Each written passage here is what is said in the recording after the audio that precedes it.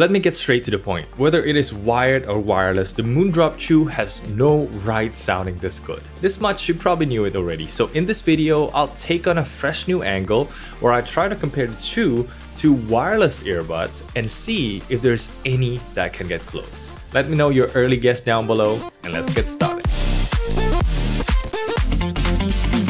Selamat pagi! Good morning everyone, Kenneth here and welcome to my review of the Moondrop Chu. Now you might not see much IEM reviews in the channel, but I've been trying to dive into this endless world, trying different IEMs from different prices, and while the 20 bucks options are generally good, they were never wow, like until today. Before we start though, I just wanted to let you know that I always give you my own honest opinion. You can find my full disclosure down below. And today we'll spend most of the time talking about the sound quality. But first things first, let's go through what you get inside the box. Right from the start, the Moondrop Chu already impresses since you get a nice soft carrying case, an ear hook attachment, as well as their own excellent spring tips. Don't get me wrong, I appreciate having all these accessories, especially the ear tips, because these are really comfortable, but I have something to say with the other accessories. First is the case. Usually you get a pouch-like design, which works perfectly fine, but Moondrop opted for these clip buttons, and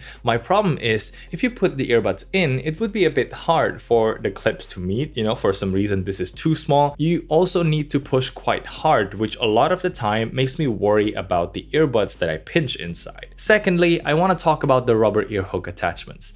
These really help route the cable snugly around your ear, especially at first when the cables are still bendy. But my gripe is the opening is on the outside, which means the cable would easily get detached, and also it doesn't look too good. But that's really my subjective point of view. You can keep it on for the snug fit, especially when you're moving out and about, because this thing really works. Or you can even take it off after a while when the cables are a bit more behaved. Although that way the cables will tend to move around now, which brings us to the next part, which is build quality. So we'll talk about the earbuds first and then get to the cable in a bit.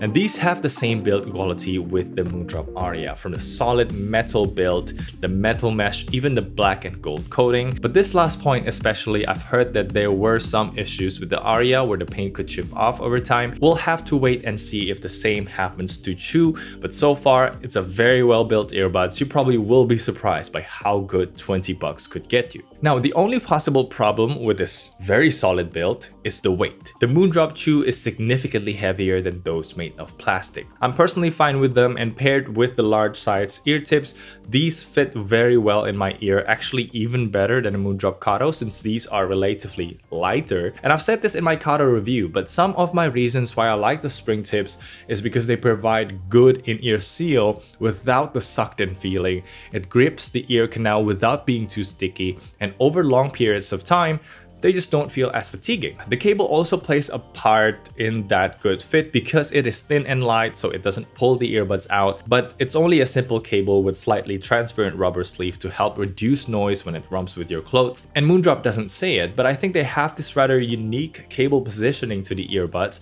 to let you wear this the normal way, which is by routing the cable around your ear, or you can just let the cable hang down, which either way it feels natural, and I think that's a design unique to the Chu. Now, I only have used the Chu for about 2 weeks now, and so far the cable still retains the folds it has from the factory. But learning from my experience with the Tanchjim, it will behave quite well and roll perfectly if you give it more time. But yeah, at this price you have to settle with not having a neck cinch, which is the case with the Tanchjim and BLON, although like I said, the ear hook attachment helps with this, and also it has a huge round Y splitter, which is a bit of an interesting design. But at least we got an L-shaped connector at the end, which should help with the durability somewhat. Now, the biggest downside to the Chu is the non-detachable design, but I completely understand. If they made it otherwise, then no one is going to buy other models like the Moondrop SSR or SSP, or even you attach some like wireless attachment to it, and no one is going to buy true wireless earbuds. But speaking of the competition, the Tanchjim is also non-detachable, although the BLONs and KZs took the other route. So durability is going to be something of an issue down the road. But honestly, by that point in time, you probably will get your money's worth already. It's 20 bucks. it served you well for years, so it's not much of an issue in my opinion. Okay, if you appreciate the video so far, please hit the thumbs up and consider subscribing for more reviews like this. And now it is time to talk about the most important aspect, the sound quality. I want to take one of my favorite pop songs of all time, Man in the Mirror by Michael Jackson, to tell you all about the differences. This is a song that really tests the higher frequencies, the high notes MJ hits, the female back vocals, the fast hitting snare hits, as well as the sub-bass notes from the bass guitar and the drum kicks. And here, the Moondrop Chu represents a sound that focuses more on the clarity.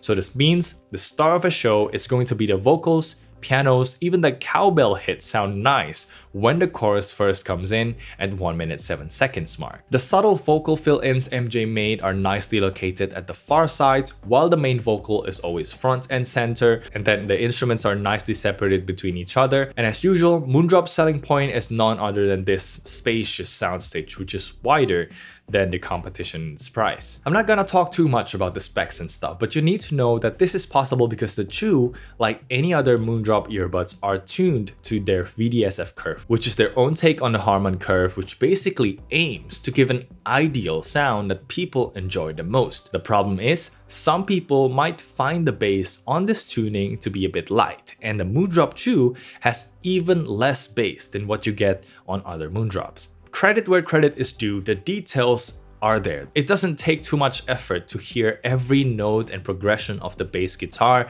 but even so, even for myself that usually likes clarity focused tuning, I sometimes found the Chu to lack the sub-bass reach, especially on the drum kicks that could really use some extra punch, and rightfully so. When I boosted the bass in my HiFiGo BTR5 DAC, I finally can say, okay, this is the sound that I want. By the way, I'm using this BTR5 wired to my iPhone playing Apple Music lossless as the source of comparison, which is done to minimize any possible bottleneck coming from the source, because I'm going to compare the two to more expensive earbuds like the Moondrop Aria or KATO. But to be frank, I know that no one is going to buy a $20 earbuds and pair it with a DAC costing 6 times the price. So just to let you know here what I'm doing and why is that. Okay, now that we know how the Chu sounds, let's talk about its closest competition. And on first entry, we have the $22 Tanchjim Tanya.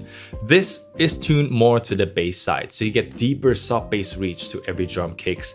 The bass guitar is more prominent in the mix, and you get a warmer representation of the song, which means the vocals are not as in your face as the Chu. The treble end is rolled off, so cymbals, snare hits, and high notes is more subdued. This is just an entirely different focus, and they're set for a different audience. With that said, the Moondrop Chu is still king at one aspect, and that is the soundstage. When listening to Tanchjim, it feels like everything is more condensed in the center of your head. The pianos, the back vocals, the fill-ins are coming from a closer distance, and it doesn't resolve as much detail to as the Chu. Now, as for this $23 BLON BLO3, it fares a bit better because instead of a warm bassy sound, you are getting a V-shaped tuning now. So not only the bass is powerful, but the vocals and trebles shine, similar to the Moondrop Chu. I say similar here because the Moondrop still holds the edge when it comes to instrument separation, the sound staging, the naturalness of the vocals.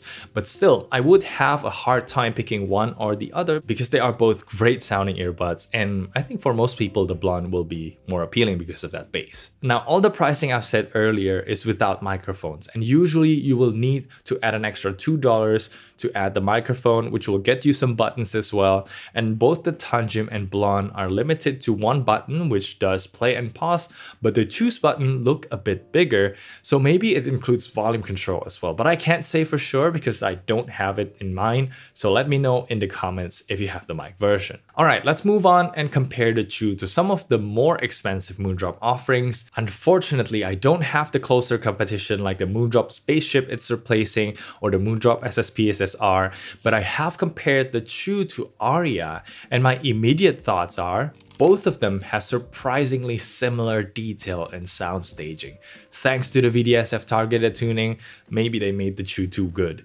That said, what's vastly improved on the Aria is the only thing the Chu lacks, and that is bass response. The Aria is tuned with more bass than your normal Moondrop, which is something that appeals to a broader audience, and I'm not only talking about the sub-bass section where every bass kick will feel like hitting your eardrums. I'm also talking about the slightly elevated mid-bass to lower mid region. This brings body to the male vocals, instruments will sound fuller, and it still retains the excellent detail and clarity as you'd expect from the company. I think this is exactly the reason why the Aria is very easy to recommend, and it is priced reasonably too at 80 bucks, which is a solid improvement over the Chu. As for our final IEM comparison today, I want to touch on the 190 bucks Moondrop KATO, which most likely is not going to be anywhere near your consideration, but I just want to say this flagship one dynamic driver IEM brings the already great soundstage up to the next level. It adds depth perception and precise positioning of where each instruments are coming from. And of course, with detail improvements and everything, it is a whole new experience when compared to both the Chu and Aria. By the way, if you're considering buying any of the IEMs mentioned, I'll leave my affiliate links below. Just click through it and buy anything you need. I'll get a small commission at no extra cost to you, so thank you very much for your support. And just for fun, I'll link my review of the Moondrop KATO down below as well. It is truly something amazing. I give it an in-depth look just like this one. But yeah, let's move on to the last section, which I am personally excited for, because we'll try to find a wireless earbuds that has similar performance to the Chu. It shouldn't be hard, right? It's $20, and now that you know how it sounds like, did you change your guess from the start? Okay, I'll go easy on this one and use the Apple dongle instead, but to be perfectly honest, I personally don't see much difference when using different dongle DACs. Maybe I perceive some nicer separation and ever so slightly wider soundstage with this BTR5, but that's only like 5% difference, so don't worry too much about it, and let's start comparing some of the best sounding wireless earbuds now. Starting off with the under $30 range, we've got the Soundpeace Free 2 Classic, something I just recently crowned as the best value for this range, and I'll take Hotel California by Eagles for comparison here.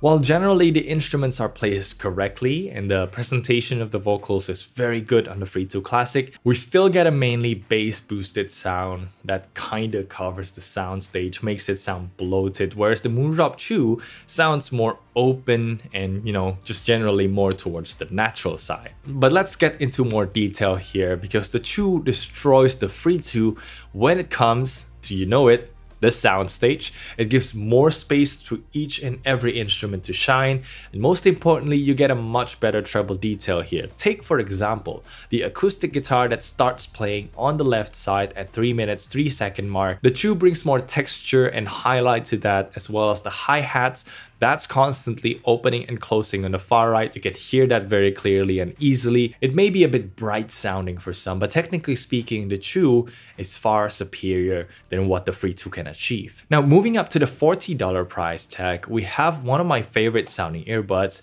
this Halo W1. This has a balanced sound signature where the bass and treble is equally boosted, and compared to the Chu, we are now getting the nice hi-hat details on the far right. But after listening a bit further, the acoustic guitar on the left side is still not as textured, the bass is still more dominant throughout the mix, which reduces that sense of space between instruments, and more I found the Chu to have a nicer treble response.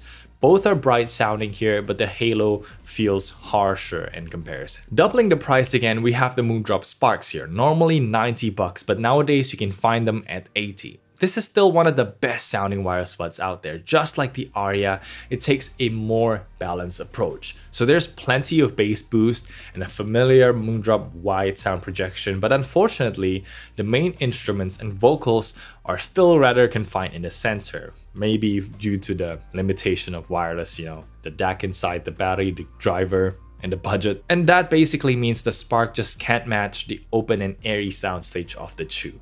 and you know, it sounds more natural in the vocals and instruments here. Now at this point in time, you may feel like I made the Chu sound like they are crazy good. Well, they are. The vocals and soundstage is just amazing, but I just wanted to remind you that these only have just enough bass that sometimes can even left me wanting more. And you know what, if a balanced sound is what you're looking for, then a lot of the others I mentioned here will be more suitable for you. So hopefully this could control the hype a little bit, especially before we move on to even more expensive wireless buds, starting right now. So I don't know if you noticed, but since the moment I say Chu and Aria having similar detail and sound staging, I'm basically telling you that this will beat a heck ton of wireless buds. Let's see how far the Chu can go. So we're going to talk about the AirPods Pro now, some of the most popular premium option here. I want to switch over to another one of my favorite yet challenging J-Rock song, Brave Shine by Aimer. And for the Moondrop Chu, without knowing the price,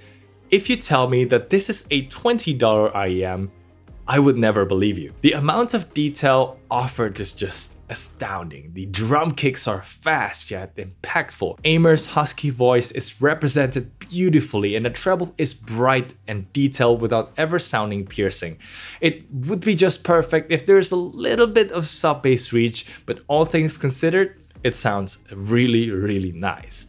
On the other hand, the AirPods Pro, out of the box, they really sound muted and dark. I really cannot recommend it to anyone. But on iOS devices, you can turn headphone accommodations on, and for me, I put it on balanced tone moderate here. This boosts the upper mids to treble, bringing the vocals, instruments, especially the drum cymbals to the front of the mix. But despite all that effort, it's still a no contest. The Moondrop Chu separates the instruments much better. For example, the hi-hat on the right side doesn't bleed to the center like the AirPods does, the tom-toms sound much further apart, and the vocals are actually separated in front, whereas with the AirPods Pro, everything plays closer to the center, stacking on top of each other, creating a crowded feel compared to the neat sounding Chu. This is not a surprise to me, since the AirPods Pro is so many years old at this point, it's getting long in the tooth, and it's never been the best sounding buds. So let's finally up the ante to the Sony WF-1000XM4, one of the best sounding true wireless earbuds around, although again, with some tweaking and not by default. I really don't understand why these companies just don't ship good sound out of the box. But yeah, using my -2 bass tuning right here, I can finally hear a nice and tidy instrumentation, defined yet still powerful bass response, and decent vocals too, with some more body than the Chu. Soundstage is still not as spacious, but good flippin' finally. We've got something that can actually compete. Even, in my opinion, beat the Chu in the mid-bass section. So I guess we found it. I'm putting the Moondrop Chu just below the Sony XM4s, and then we have the Moondrop Aria. But you know, the position of Moondrop Chu and XM4s can vary depend on your preference, whether it is bass or vocal clarity. But you see now why I titled the video the way it is? The Moondrop Chu has no right sounding this good for a mere 20 bucks. I just can't see why anyone would buy anything else as their wired option. Having said that, people have different preferences. If you like more bass, then the BLON BLO3 could be a great option, or if you want something on the wireless side. All of these things I mentioned are just some of my best recommendations. You just have to temper down your expectation when it comes to sound quality and value the convenience of having no wires at all. Okay, that turned out to be way longer than expected, but I hope it helped you out, or at the very least it was interesting to watch. Don't forget to use the affiliate links down below, and yeah, leave a comment if you have more questions. Follow me on Instagram, Twitter, and TikTok for more, and thank you so much for watching. I'm Kenneth, and I'll see you in the next one. Bye.